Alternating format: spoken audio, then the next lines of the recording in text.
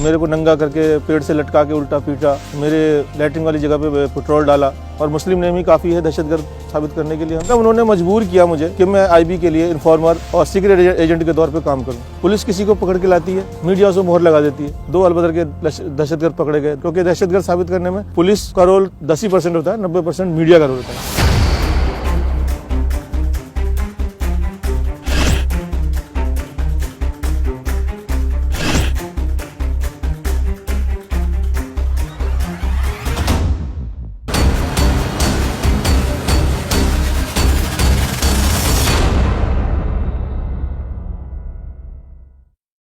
1991 में मेरे भाई के हाथों से एक झगड़ा हो गया, उसमें एक आदमी का मर्डर हो गया, उनके दोस्त का। उसके सिलसिले में वो 25 सालों से जेल के अंदर है। मैं वहाँ उनसे मिलने जाया करता था, तो वहाँ से पुलिस वालों ने मुझे वॉच करना शुरू किया। किडनैप करके मुझे ले गए मोरिस नगर क्राइम ब्रांच में।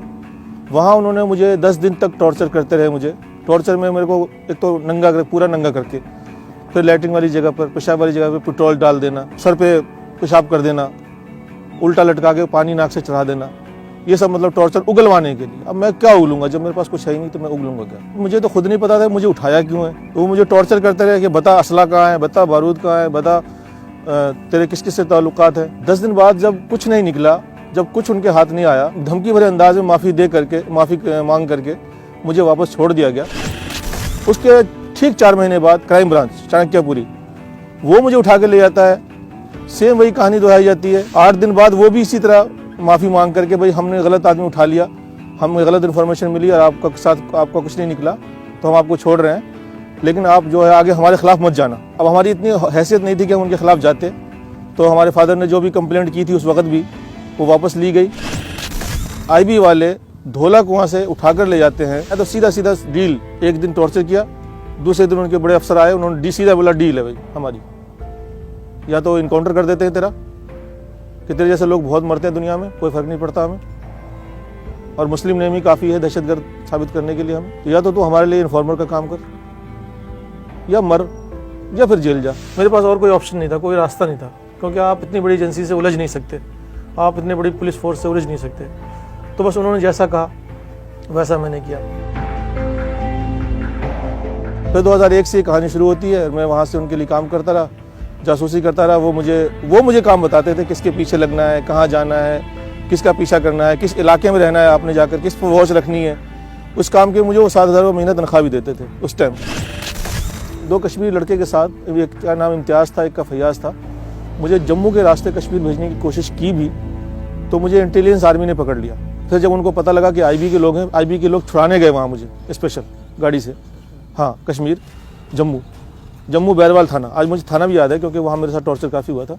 उसके बाद उन्होंने कहा भाई रिस्क वाले रास्ते से मत भेजो इसको, इसका पासपोर्ट और वीज़ा बना के भेजते हैं कि भाई आपको पाकिस्तान जाना है, इन लोगों के बीच में रहना है, दहशतगर्दों के, वहाँ ट्रेनिंग करनी है, इनके बीच के राज आपको मालूम करने हैं, और फिर वापस आके हमें बताना है। 2005 में उन्होंने मुझे कुछ इस तरह के काम बताने शुरू किए जो मेरे ज़मीर को गवारा नहीं हुआ, तो मैंने मना करना शुरू कर दिया कि आप मुस्लिम इलाकों में रहो, वहाँ लड़के देखो जो मजहबी टाइप के हों, उनको तैयार करो पाकिस्तान जाने के लिए। भेजने का रास्ता हम बताएंगे, जब वो वहाँ से वापस आएंगे हम उनको पकड़ लेंगे या मार देंगे, जो भी करेंगे, आपका इनाम आपको मिल जाएगा, बात ख़त्म। मैंने मना किया, मैंने कहा ये तो इंसानियत से गिरी हुई इंसानियत सोच बात हो जाएगी कि भाई देखो। तो मैंने इस काम के लिए मना किया, तो उनको लगा कि ये तो हमारा राज भी जान चुका है और हमारे लिए किसी काम का भी नहीं है, यूज़ एंड थ्रो है, या जिसको तो यूज़ करने के बाद आप डस्टबिन में फेंक दो। तो तिहाड़ जेल डस्टबिन है, इससे अच्छी जगह फेंकने के लिए और क्या मिलेगी। 2005 में 12 दिसंबर को 4 बजे के आसपास मेरे पास फ़ोन आया कि आप अपनी तनख्वाह तो ले जाओ आकर के यार। उसके बाद 4 बजे एक गाड़ी आती है सफ़ेद रंग की, उसमें 5-6 लोग होते हैं, मुझे बैठने के लिए कहते हैं। मैं बैठ जाता हूँ, क्योंकि मेरे अपने लोग हैं वो।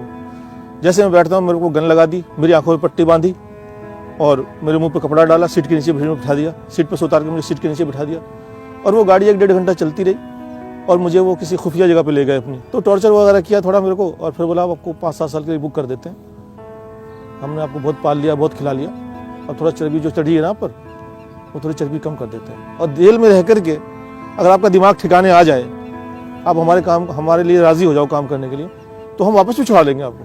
हमारे फादर ढूंढते रहे, बहुत बुरी तरह ढूंढते रहे।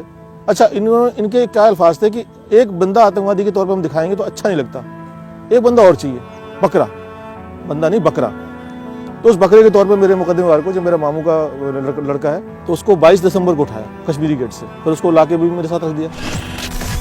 9 फरवरी को स्पेशल सेल के लोग आते हैं, आईबी वाले उनके हैंडओवर करते हैं हमें, वो हमें बाईपास ले जाते हैं, आंखों में पट्टी बांध के, वहाँ हमारी पट्टी खोलते हैं, वहाँ पर लीगल अरेस्टिंग हमारी दिखाते हैं, और असला बारूद और बैग जो हम तो घर से खाली हाथ गए थे, ये पता नहीं बैग कहाँ से आ गया, सामान ये कहाँ से आ गया, ये तो पुलिस ज़्यादा बेहतर जवाब दे सकती है इसका। बस वहाँ पर शोर मचा दिया, क्या अलबदर के 2 खूंखार आतंकवादी पकड़ लिए, अलबदर के 2 खूंखार आतंकवादी पकड़ लिए, भीड़ इकट्ठी कर ली, और जो भी कार्रवाई, जो लीगल कार्रवाई होती है 2 महीने बाद, गैर कानूनी हिरासत में रखने के बाद जो लीगल कार्रवाई उन्होंने 2 महीने बाद की। हमारा दिमाग तो सुन हो रखा था कि हमारे साथ ये हो क्या रहा है। जो बैग उन 2 लड़कों के साथ पकड़े गए थे वो हमारे सामने खोल दिया, मीडिया के सामने शोर कर दिया, आतंकवादी आतंकवादी, पूरी दुनिया में हमें बदनाम कर दिया। घर में कमाने वाला मैं 10 लोगों का परिवार में अकेला था, वो बर्बाद हो गए सारे, भूखे मरे। फिर मेरी वाइफ ने लोगों के घरों में जाके काम किया, बर्तन मांजे, क्या क्या किया उसने, कैसे कैसे ज़िंदगी गुजारी वो मैं 5 साल नहीं बता सकता कि उसने 2-2 दिन भूखी रहे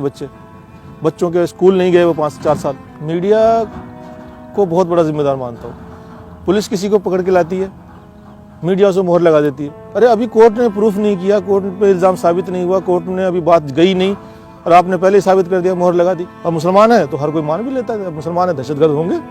उसके बाद हम लोगों को जेल भेज दिया गया। पुलिस वालों को पता था इनकी हैसियत नहीं वकील करने की, उन्हें पता था सरकारी वकील ले लेंगे और चुपचाप सज़ा खा करके 5-7 साल 10 साल जो भी होगी चुपचाप अपना घर बैठेंगे। लेकिन इस बीच में इंसानी हमदर्दी के नाते एक सुफियान साहब एडवोकेट हैं, उनको जो पता लगा मेरे मामले का, और जो मेरा मुकदमेवार था, मेरे साथ मेरा भाई था, वो थोड़ा अच्छी फैमिली से बिलोंग करता है, तो उनके भाइयों ने बहुत मेहनत की, उनके भाइयों ने वकील खड़े किए, उन्होंने हाई कोर्ट में एप्लीकेशन लगाई इस बात के लिए कि इस केस की दोबारा जांच की जाए कि ये झूठा केस है, सीबीआई के हैंडओवर किया जाए। और उस वक्त के जो जज साहब थे उन्होंने माना, सबूत देखते हुए, कि ये पहली नज़र में लगता है कि ये झूठा केस है।